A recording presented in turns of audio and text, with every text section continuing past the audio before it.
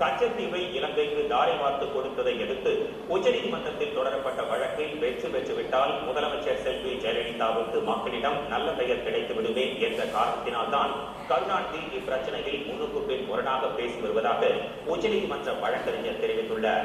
உச்சநீதிமன்ற வழக்கறிஞர் திரு ராம்சங்கர் இன்று டெல்லியில் செய்தியாளர்களுக்கு பேட்டியளித்த போது இதனை தெரிவித்தார்.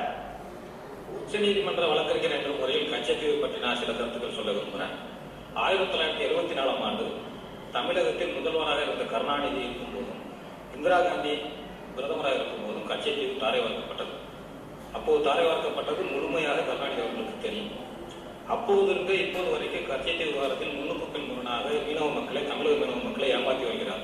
அப்போதும் சரி இப்போதும் சரி தனது பதவிக்காக மட்டுமே மத்திய அரசை நாடக்கூடிய கருணாநிதி கச்சத்தீவு விவகாரத்தில் இன்று வரை தமிழக மக்கள் மீனவர்களுக்கு எதிராகத்தான் செயல்பட்டு வருகிறார். இது சம்பந்தமாக அம்மா தமிழக முதல்வர் அவர்கள் உச்சநீதிமன்றத்தில் கச்சத்தீவை மீட்பதற்காக வழக்கு பதிவு செய்திருந்தார்கள். உச்சநீதிமன்றம் அதை ஏற்றுக்கொண்டு தமிழகத்திற்கு நோட்டீஸ் அனுப்பியது. அப்போது தமிழக முதல்வராக கருணாநிதி தான் அங்கு இருந்தார். ஒரு பதில் மனு கூட உச்சநீதிமன்றத்தில் வந்து தாக்கல் செய்யவில்லை. கச்சத்தீவை தாரை வார்த்தது தவறுதான், இதை நாங்கள் கண்டிக்கிறோம் என்று தமிழக அரசு முதல்வராக அப்போது முதல்வராக இருந்த கருணாநிதி அவர்கள் ஒரு பதில் மனு தாக்கல் செய்யவில்லை.